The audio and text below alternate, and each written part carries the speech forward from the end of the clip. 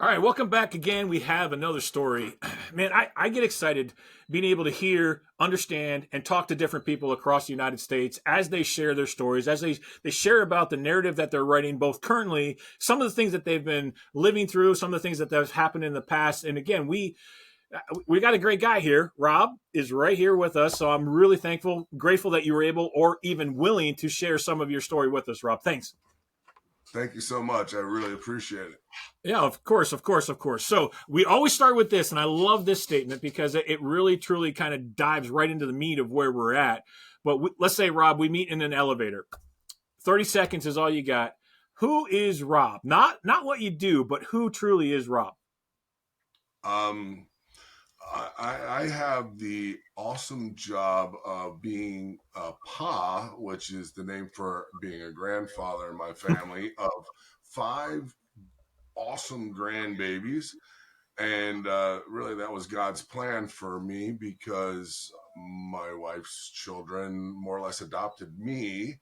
And I don't have any children of my own, but I do call my children that are my wife's children. Like I said, they adopted me. They're my kids. I treat them as such. But I am a pa, and my mission or duty in life is to influence five of the coolest little minions on the planet. And that's why God brought me here.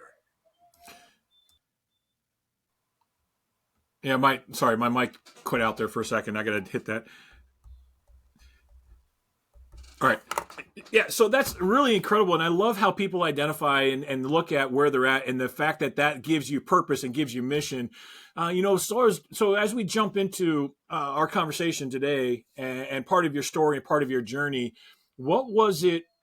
What was the intent? What were the thoughts that you had before you entered into your adult life? What did you believe was going to happen? What was that story that you thought you were going to be writing? I was always in athletics. I was fortunate enough to be a college athlete, played football in college, and I always had that kind of hero mentality where I wanted to be a hero, similar to kind of like your cartoon-esque type people of somewhat of a protector, somebody always available to count on, reliability, and that first person you want to choose to either go to battle, whether it be physical battle or emotional battle or literal battle or athletic battle.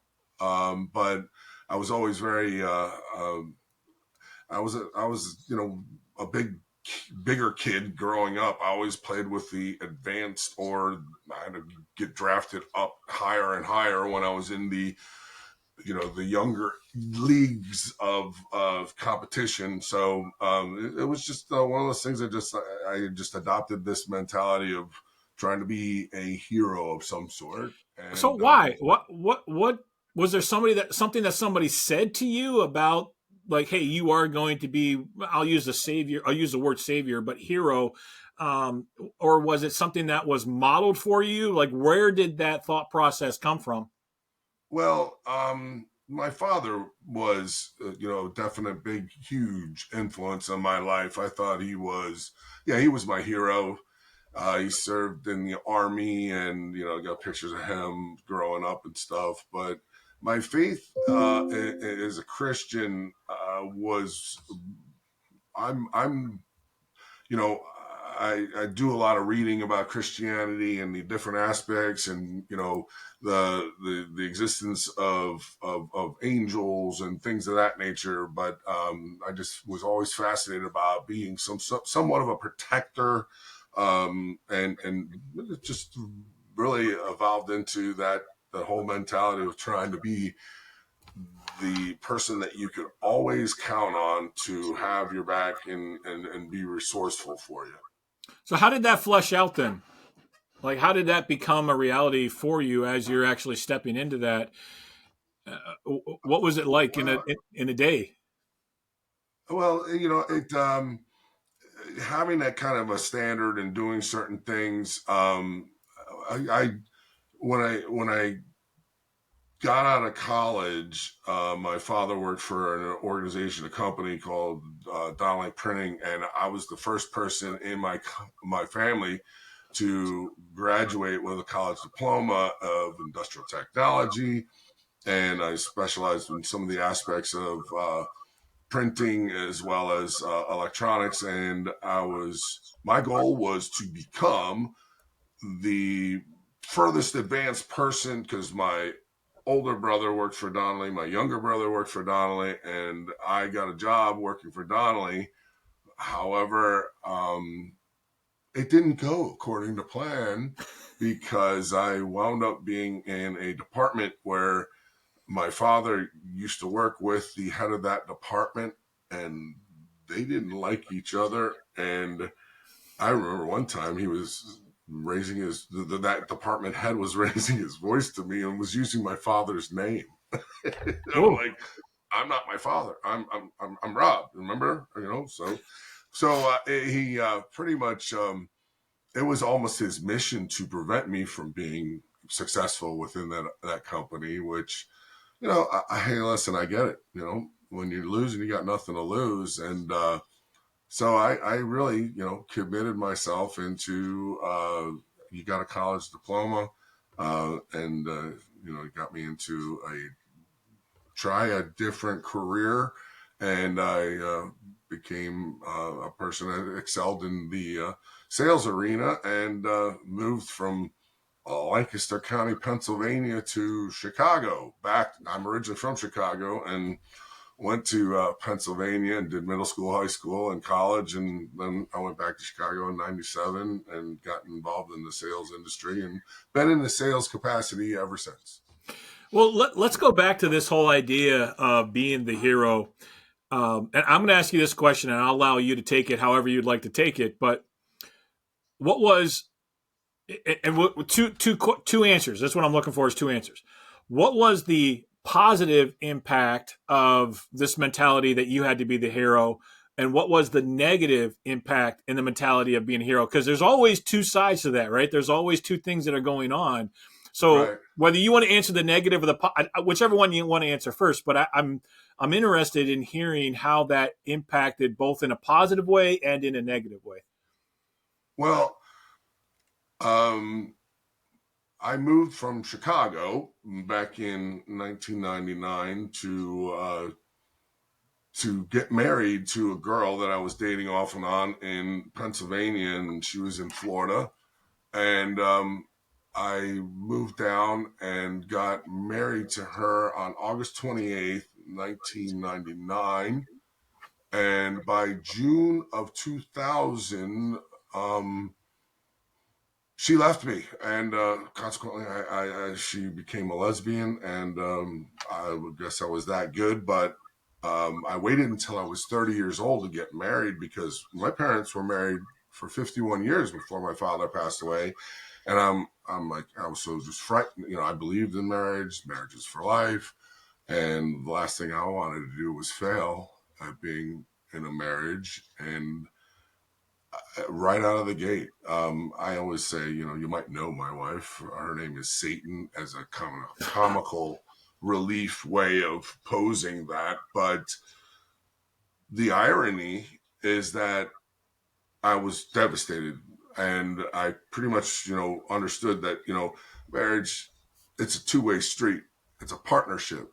If you're without the coordination or even communication or um, cooperation with the partner, and it's not a marriage. It's a misery. And so, my entire, from June on, I was just working and working and working and trying not to think about it, almost as if sticking my head in the sand as an ostrich and just make it go away, make it go away, make it go away. And so, the irony is that my coworkers were saying, "Come on out with us. It's a Friday night. We're gonna have some fun." And the first night I went out with some friends, they're like, "Just stop thinking about her and just enjoy yourself." And I went to a karaoke bar, first time I ever been there, and It was ironically October 13th, Friday the 13th, full moon 2000. And I met my wife now there, Hmm. and we've been married for 22 years. So I don't recommend you marry the first woman you meet after your ex-wife leaves you, but God's plan was you first must be married to Satan before you can recognize an angel when you meet her. And lo and behold, I went from misery to marrying a wife, gaining two children, and then ultimately becoming a pa of five grandbabies. So what might seem like a shortcoming going through I got divorced on January 3rd, 2001, and got married on November 23rd, 2001. Divorced and married in the same year. So I met her on October 13th, Friday the 13th, full moon, 2000. Got married 13 months later on November 23rd, 2001. And my wife's birthday, ironically, is August 13th. And the next Friday the 13th full moon will be 26 years from now on her 92nd birthday. But I'll only be 80 because she's 11 years older than me. So, but what might seem like a shortcoming could inherently be a blessing in disguise. So think about that. What might seem like a shortcoming, I was miserable. I was completely but it was something I needed to go through in order to be in a state of mind to recognize. And ultimately, at least I knew what I didn't want if I was ever going to get married. And it was crystal clear. Right. And which I'm grateful for that experience to know that.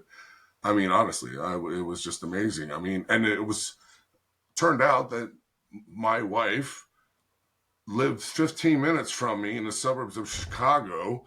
She moved down to Tampa in 97. I moved down in 99, and we met down in Tampa in 2000. And so, I just am truly blessed that I had the opportunity to meet such an awesome woman. She did a great job raising two incredible kids by herself, and very impressive. And I love them to death. And I just like it.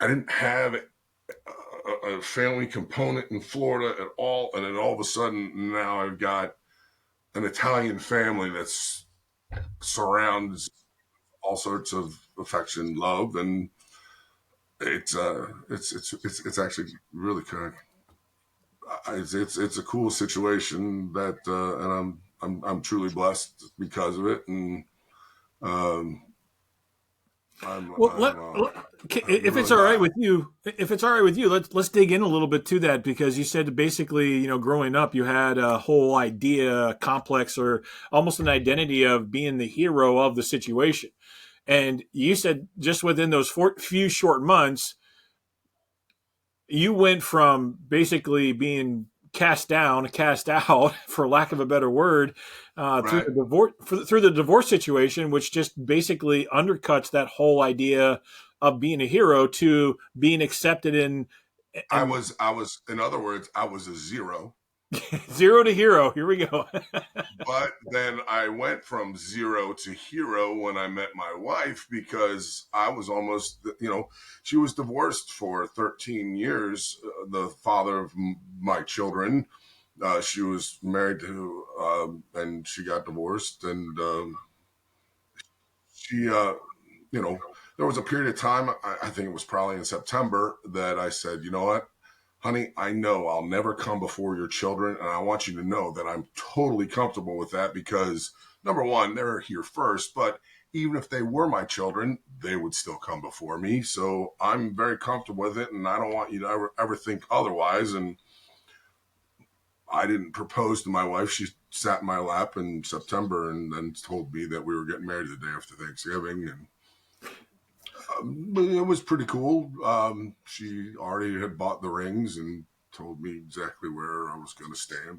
And we got married by the ship captain of Starship Cruise going. It was a dinner cruise that went out of Clearwater, so we just rented the top floor, and it was a blast. It really, and it was relatively inexpensive considering what weddings could go for, and Oh yeah. but it was and I actually my parents flew down in order for that. I had my younger brothers stand up to be the best man in the wedding, and yeah, it was I mean, a total transformation of going from zero to hero, and So it was let's really talk fun. about your mind though. Like that is a huge mind shift, a huge mind perspective of the way that you look at the world from one point to another point. Can you take us in behind the scenes? Can you pull that curtain back a little bit and share with us some of the challenges that you had to work through from that time? And maybe it was self value, maybe it was confidence. There's a lot of things it could have been, but can you share with us some of those? And I'm glad you asked that question, because I always had a high regard of of just accomplishment. I always wanted to win, very competitive, and I always was telling myself that get back up, get back up, get back up. When you're experiencing some adversarial situations, there's always I am the glass half full guy. I am always looking at it from a perspective of there's got to be a positive aspect that I can draw from this situation that's going to keep me in an uplifted mode, as opposed to dwelling on the negative, which never really works other than drawing in more negativity, in my opinion. But I was always, I was very, uh, I would actually repeat things in my mind, and you know, if you're not part of the solution, you're part of the problem, and just simple little words of wisdom and things that I would take with me, and trying to maintain a positive mentality. And once again, my faith. I asked, the Holy Spirit for guidance, and give me that tenacity, give me the power, and also give me the self control to not overreact to situations, and try to react in a more positive fashion as well. So, what was in your mind? What was the biggest obstacle that you had to overcome when you got served papers or when you had to sign those papers? And in those months, to be able to get back to the point, to be able to even accept love from your wife and accept the acceptance from the new family, the new Italian family that you're now a part of. Mm. Not everybody can Well, get to when that I when stage of I acceptance. when I met Carmel, I was still yet to be divorced, and it was the Wednesday night before Thanksgiving in 2000, and I went to my wife. And I'm like, I've never been apart from my wife for the past 9 years for Thanksgiving. I have to go down and visit and see her. And my wife was sitting there, at the doorway, mashed potatoes, mixing stuff up. She goes, "All right, you can go down there, but you better be back here for Thanksgiving dinner, because I'm supposed to be introducing you to my entire family. I want you here." So turned around, got in my vehicle, went down, got to my wife's house, knocked on the door. She opened up the door and said, "What the hell are you doing here?" And I said, "You know what? You're right." And I turned around, got back in my car, and drove back up to my wife, and was there within 2.5 hours. And uh, why would I want to be around somebody that doesn't want me around, when I've got somebody demanding my presence and saying that you better be here, because I'm So, proud of so what you let's just bring be to me. clear, because I'm slightly confused. Which, because you said your wife and then you went to see your wife, and so like, okay, so Well, which, so ex-wife I went to go see. She wasn't my ex yet. I was still married to her, so I went back to the girl that I've yet to be married to. We were still, you know, So your future wife was the one mixing the mashed potatoes and saying, "We really Exactly. want you here for the dinner." Now you understand. The future wife was standing at the doorway, allowing me to go see my present wife. Present wife did not receive my presence at all and said, "What the hell are you doing here?" And I just turned around, got back into my vehicle. And it really put the ball into motion because that was November. And I went to an attorney that promised he could get me a divorce and have my present wife's last name taken from her, and uh, we could do it where she just filled out paperwork and FedExed it back into the clerk, and I could get the divorce proceedings. So I delivered the FedEx paperwork to the ex-wife, or the present wife, to soon to be Soon to be, ex, yeah. and I got all the paperwork sent in. And on January 3rd of 2001, I was divorced from the first wife, and got was able to be married to the second wife. And you know what? I mean, when you know what you want, it you know, it wasn't like and it wasn't like it took a lot of time to understand that we were meant for each other. And our, we're from the same area of Chicago, and you know, uh, she was an awesome cook. When I met her, she had tickets for the Buccaneers. She worked out. I worked out, and I was an avid football fan. So yes, she was a Bears fan, but she did have season tickets for the Buccaneers just because she's in Tampa now. So, Yeah, but yeah. yeah, But was that the eye opening experience for you? The actual mind shift set of when your ex wife now opened the door and said, "What the heck? Why would you even stop by?" I mean, like, was that the time when you realized, "Hey, this is the clear path that I need to take"? Was that the shift at that point, or was there something else that happened? It sounds like it was, but I'm not sure. well, it really was, and I really didn't say this, but this actually did occur, and that Friday morning, October 13th, I had a conversation with God and said, God, could you please introduce me to a woman, someone who I don't need to define her, that would share my values, viewpoints, and just walk beside me and be my best friend. Mm. And it was like I was at the takeout window, because that night I got just what I asked for delivered to me. Mm. That alone, made me, that from that moment on, I was like, all right,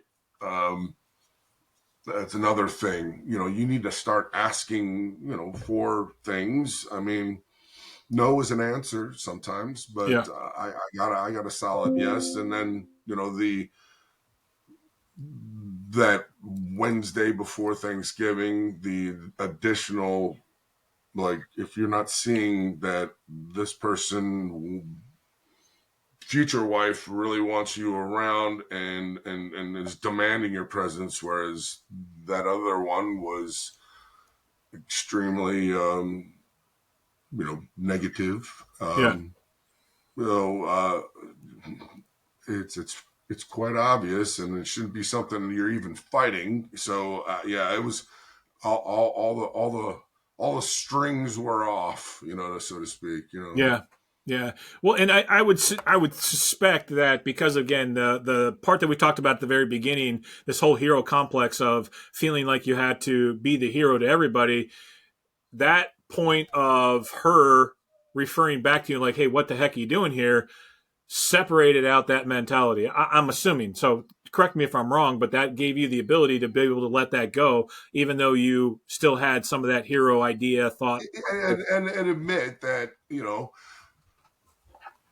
right, you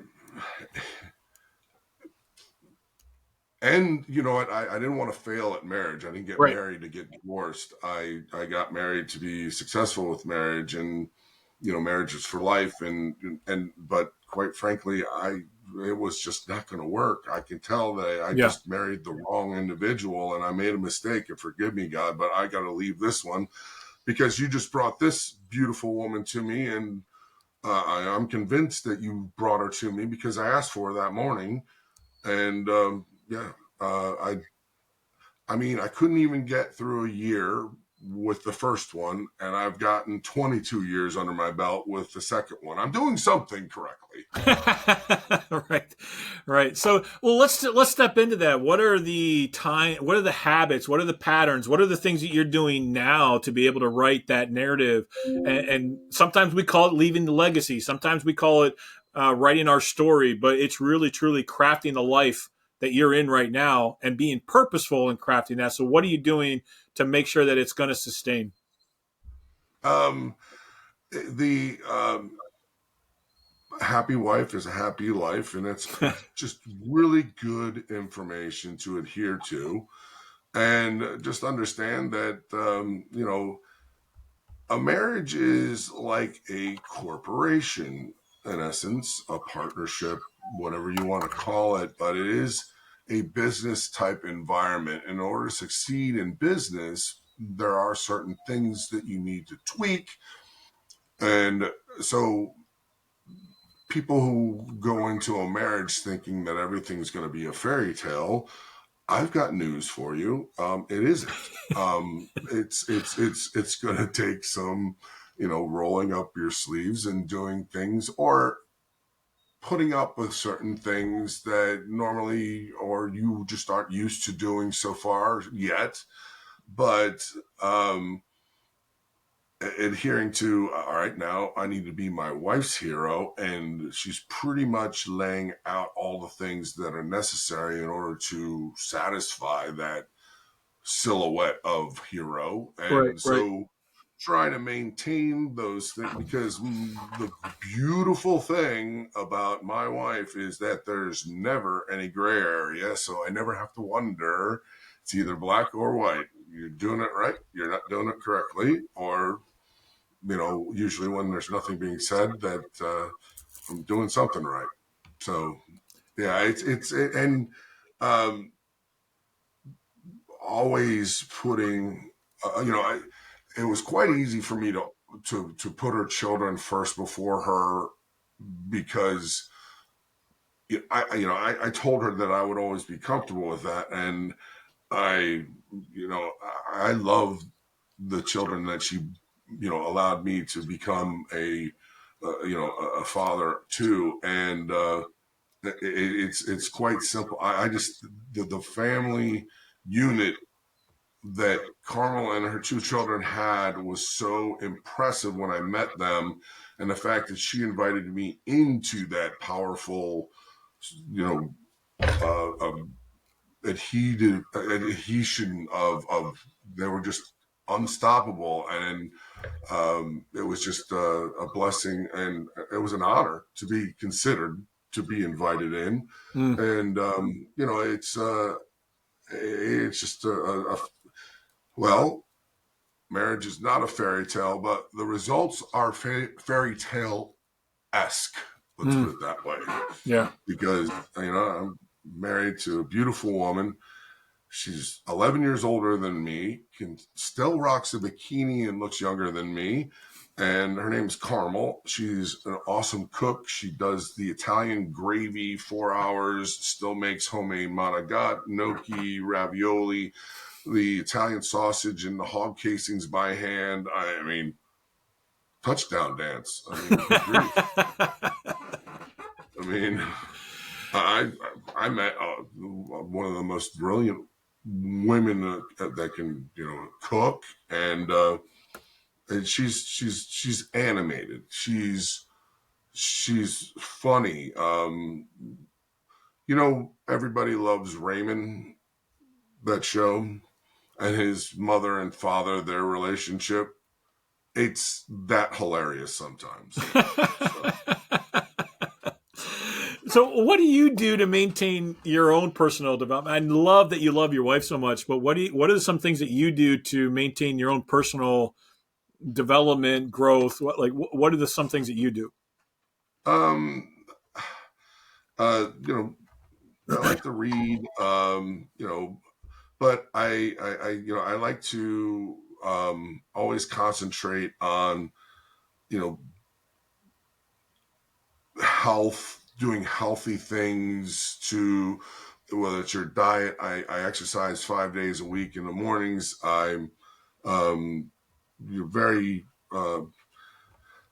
it just I want to be around for my grandchildren so much, and I want to take care of myself and also take care of my wife and make things nice for her and be able to provide and create a solid, happy environment that's healthy and you know it was cool in September.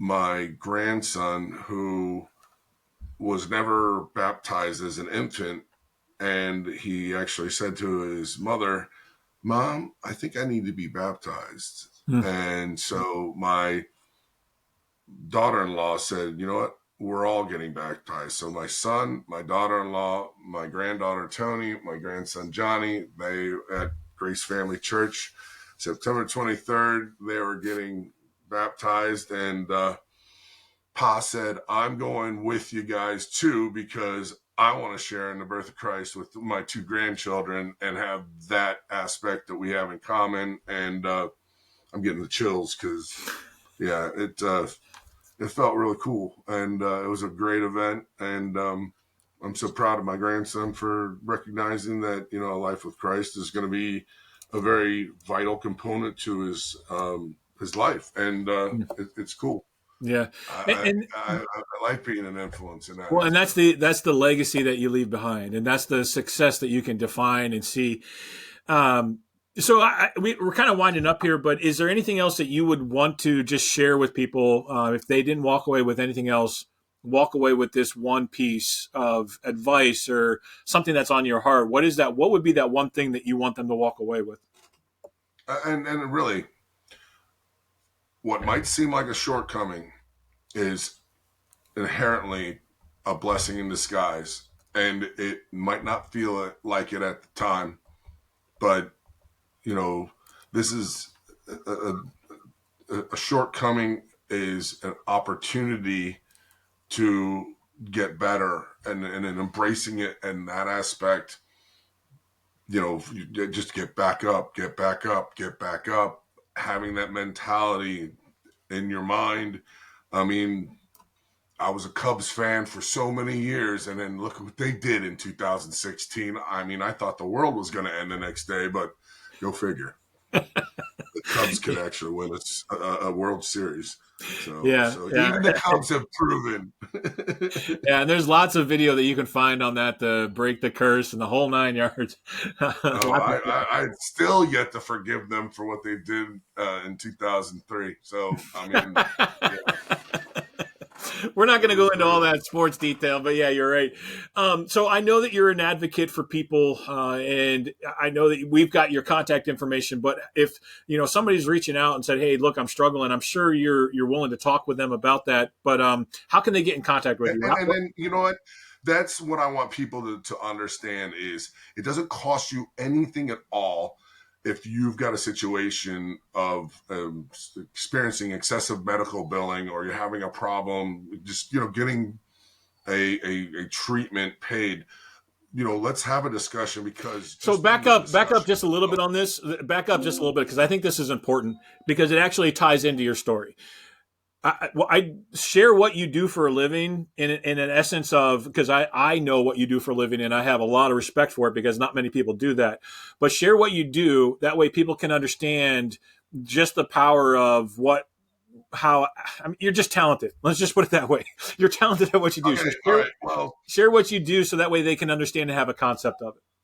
all right. I'm in the insurance business, health insurance, life insurance, and uh, you know 90% of all medical billing nowadays deliberately has errors put in it. And having an advocate is just such a valuable thing to have, leverage, a resource. And let me give you an example. All right. I had a policy holder that on a Saturday had a very upset stomach, went to an urgent care. The urgent care said, "Oh, you might have diverticulitis." And I get a phone call and she's like, "They tell me I have to go get a CT scan. Do you know?" I'm like, "Can you wait until Monday? Because the reduced cost CT scans that I have access to they don't open up until Monday." Well, she couldn't wait. So she went to the emergency room local to her area and was there for about 45 minutes, got her CT scan. They said that there's nothing wrong. They told her what she might be able to do to help her with her upset stomach. And then 2 weeks later, she got a bill in the mail for $12,479. Now, she called me up and said, "Hey, can you help me out with this?" And so we started going to battle with the billing department and such. But there's a gentleman who wrote a book called Never Pay the First Bill. His name is Marshall Allen. And one of the things that he advised was sometimes you have to involve the state regulators. And so what we did was we contacted the Florida Department of Agriculture and Consumer Affairs, which is where price gouging departments get turned into. And we were able to put and submit electronically information on behalf of the policyholder, her billing, her information that was shared, and also on the website of the hospital, it listed a CT scan to cost $150. And within a week's time, it was December 3rd, and my policyholder called up and she goes, "Carmel, Rob, what did you do? Oh my God, thank you so much." The billing department called her up and said, "Would you accept $200 as settlement for this claim?" Right before Christmas. Merry Christmas. That's why an advocate can be so valuable for you right there. Yeah, and that is truly the theme of your story all the way through this aspect of still being able to act and operate as a hero. So I love those kinds of stories. So if now, especially people that are struggling, they don't know where to turn, they don't know what to do. And that's why I said that too, is I know you're willing to have those conversations. How can they get in contact with you to be able to have a conversation or to ask a question that nobody else is willing to help them out with? Yeah, and I'm working on getting a website created with all sorts of different things, but really my digital business card, which will undoubtedly be posted in the comment section, my phone number, 813-943-9683. That is a mobile. I react extremely effectively in texting me. I'm always on the phone. I would recommend texting me. I'm interested in speaking with you, and I could probably send you a link that we can schedule something on my calendar. But ultimately, there's no obligation to buy anything with me by having a conversation. And just remember, I hate to be sold just like you do. So my goal is to be a resource and help you solve your problem first and foremost. We can discuss if it's going to cost anything, but you're always in the wheelhouse, the driver's seat. Yep. The only opinion that matters about anything that you might purchase is the one purchasing it. And, I hate it when people go, "In my professional opinion," and I'll be like, "Stop right there. Did I ask it? Did I ask you for it?" Because Yeah, exactly. The only opinion that matters is the one that's, the person that's affected's opinion. Yeah. Well, this has been fun. This has been truly an experience as far as being able to walk down the journey. journey. Wear my fun ducky shirt for you too. Yeah, exactly. So, but thank you for sharing. Thank you for talking about some of the challenges that you have walked through and how to be able to overcome. And I think it's really beneficial in many, many different ways. So thank you so much for that. Sure. As you're listening to this, guys, gals, those that are out there, if you're listening to the podcast, and I say this all the time, but make sure that you check out the YouTube side of things, because there's a lot of mannerisms, facial expressions, all kinds of really cool things that we get. And you kind of hear the second half of it because there's a lot of non-verbal language that happens. But check out that. If you haven't subscribed, make sure you subscribe. And as always, keep writing and crafting your narrative because you're the only one that can.